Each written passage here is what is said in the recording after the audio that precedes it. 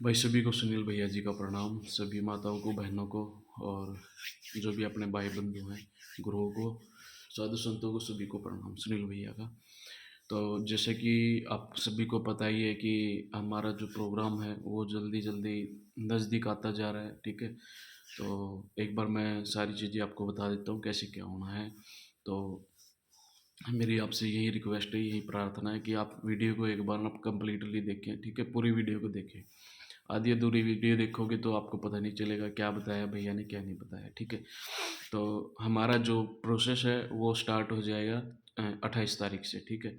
तो 28 तारीख से हमारा जो है पंडित जी हैं, तो वो आ जाएंगे और वो अपनी पूजा स्टार्ट कर देंगे, ठीक है। आप सभी को आना कब है, जैसे जो दूर दूर के लोग आ रहे हैं वो तो थोड़ा सा जल्दी भी आ जाएंगे, ठीक है। जैसे त्रिपुरा, नागालैंड और गुजरात, महाराष्ट्र वगैरह जो भी हैं, जम्मू वगैरह से, तो वो थोड़ा सा 28 तारीख को आप पहुंच जाएंगे। और हमारे जो पंडित जी हैं वो भी 28 तारीख तक पहुंच जाएंगे। और 28 तारीख से जो है महाकाल जी की प्राण प्रतिष्ठा की तैयारियां कर दी जाएंगी और मंत्रोच्चारण कर दिया जाएगा। और वो अपना जाप करते रहेंगे, उसकी पूजा पाठ करनी स्टार्ट कर देंगे 28 तारीख से ही, ठीक है।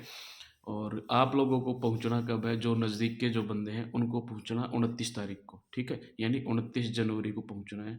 29 जनवरी 2024। 29 तारीख को हमारा क्या रहेगा, 29 तारीख को हमारी सुबह में रहेगी झांकी, ठीक है। यानी महाकाल जी का पूरे गांव के अंदर से हम परिक्रमा करवाएंगे महाकाल जी की। और पूरे डीजे के साथ में महाकाल जी के भजन बजते हुए चलेंगे। और जो महाकाल जी की हमारी मूर्ति है उसको एक बार पूरे गांव के अंदर से उसको घुमाया जाएगा, ठीक है। यानी जो आप शोभा यात्रा बोलते हो वो, उसको पूरा गांव के अंदर से घुमाया जाएगा।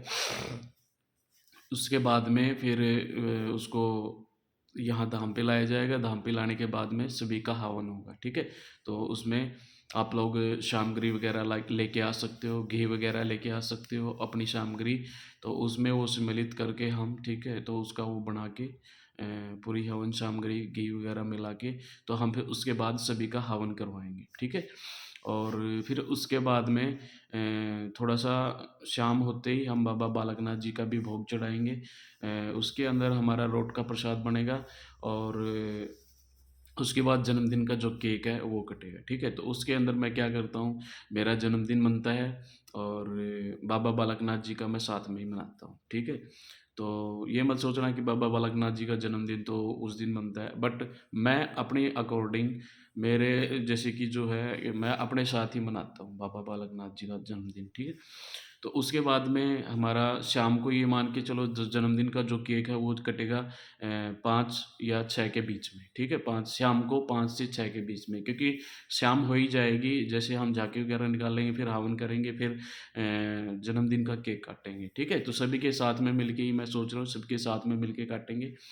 और उसके बाद में रात को जो है फिर खाना वाना होगा, फिर उसके बाद में कीर्तन होगा, ठीक है। कीर्तन होने के बाद में सुबह में फिर 30 तारीख को हम आ जाएंगे। 30 तारीख में हम सुबह प्राण प्रतिष्ठा हमारा कंप्लीट हो जाएगा मूर्ति का, और फिर उसके बाद हवन होगा, फिर उसके बाद भंडारा होगा।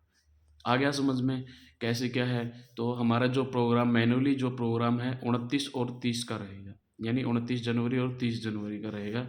तो इसके अंदर आपको सभी को पहुंचना है और सारे भक्तजनों को पहुंचना है, ठीक है। अगर किसी को भी गला शिकवा है तो वो अपने गले शिकवे को दूर करके आए, ठीक है। और ये सोचे कि हम महाकाल के लिए आए, ना कि सुनील भैया के लिए आए, ठीक है। तो अगर मान लो कोई भी आप लोगों से कोई गलती वलती हो तो उसके लिए, हो सकता है मेरे से कोई गलती हो तो मैं उसके लिए क्षमा चाहता हूँ। और अगर किसी से गलती हुई है तो मैं अपनी तरफ से उसको उसी टाइम क्षमा कर देता हूँ, ठीक है। ऐसा कुछ नहीं है कि भाई कि हमने कोई गांठ बांध रखी है, ठीक है। मेरे लिए सभी एक समान है, मेरे लिए कोई वीआईपी नहीं है, मेरे लिए सभी बराबर है, ठीक है। और इसके बाद हम बात करते हैं, अब बात आती है डोनेशन की, ठीक है। तो मैं सभी से यही कहना चाहूँगा भाई, डोनेशन करो जल्दी जल्दी, क्योंकि देखो धाम का काम बहुत ज़्यादा, आपको पता ही है, 2 दिन का काम है। तो इसको और मेरे पास ऐसा कुछ नहीं है कि मेरे पास कोई वो है सोर्सेज वगैरह है, तो आप लोगों के ही डोनेशन से ये काम हो रहा है, ठीक है।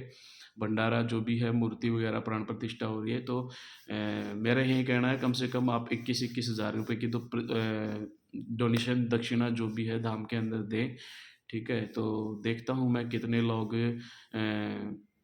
इस काम के लिए खरे उतरेंगे, धाम के लिए। कितने लोग धाम को प्यार करते हैं और कितने लोग महाकाल जी को प्यार करते हैं, कितने लोग सुनील भैया जी से प्रेम करते हैं, ठीक है? तो डोनेशन जल्दी से जल्दी डोनेशन कर दो और सभी लोगों का यहाँ पे धाम पे स्वागत है। अच्छी तरह से भजन कीर्तन होगा और महाकाल जी का गुणगान करेंगे और महाकाल जी के दर्शन करेंगे, ठीक है? तो और दूसरा एक चीज़ और मैं आपको बता दूं कि कोई भी धाम के अंदर ना भाई, एक तो ड्रिंक वगैरह दारू वगैरह पी के कोई भी ना आए, ठीक है? कोई भी धाम के अंदर बीड़ी सिगरेट वगैरह या कोई भी तंबाकू किसी भी टाइप का नशा धाम के अंदर करके ना आए। अगर उनको मान लो 2 दिन के लिए आप भाई यहाँ धाम के अंदर ना करें, क्योंकि देखो इससे है ना जो मान मर्यादा है धाम की वो ख़त्म हो जाएगी और मैं नहीं चाहता किसी को मैं डांटूं या गुस्सा करूं, ठीक है? तो इसके अंदर ये मत समझना कि कोई भी मान लो एनी, मैं सभी बंदों को बोलता हूँ या कोई भी भाई है, ठीक है? कोई भी भाई बंधु है या फिर कोई रिश्तेदार है, तो ये सभी के लिए अलाउड है, ठीक है? सभी के लिए ये है कि कोई भी बंदा यहाँ पे तम्बाकू, कोई भी नशा किसी भी प्रकार का, कोई भी सिगरेट यानी धाम के अंदर नहीं पिएगा, ठीक है? तो ये चीज़ मेरी वीडियो को ध्यान से सुन लेना और तभी इस धाम के अंदर आना, ठीक है? अगर कोई भी बंदा ये सोचता है कि हाँ, मैं सुनील भैया का क्लोज हूँ, ठीक है? और मैं यहाँ सिगरेट पी सकता हूँ, फलाना कर सकता हूँ, तो भाई ये सोच लेना उस टाइम पे सुनील भैया तुमसे दूर है। आ गया समझ में? तो चाहे कोई भी हो, कोई भी एनीबॉडी पर्सन, चाहे वो मेरा कोई भी रिश्तेदार हो, चाहे क्लोज हो, चाहे कोई भी हो भाई, धाम के अंदर अगर कोई बीड़ी सिगरेट वगैरह ऐसा कोई मेरे को दिखेगा, मैं सीधा टोक दूंगा, ठीक है? या फिर उसके अंदर आपको बेइज्जती महसूस होगी, क्या होगा मुझे नहीं पता, ठीक है? इसलिए अपना ध्यान से आना और ध्यान धाम अच्छे से मान मर्यादा बनाए रखना धाम के अंदर, ठीक है? तो इसी के साथ में जय श्री महाकाल, जय श्री महाकाल।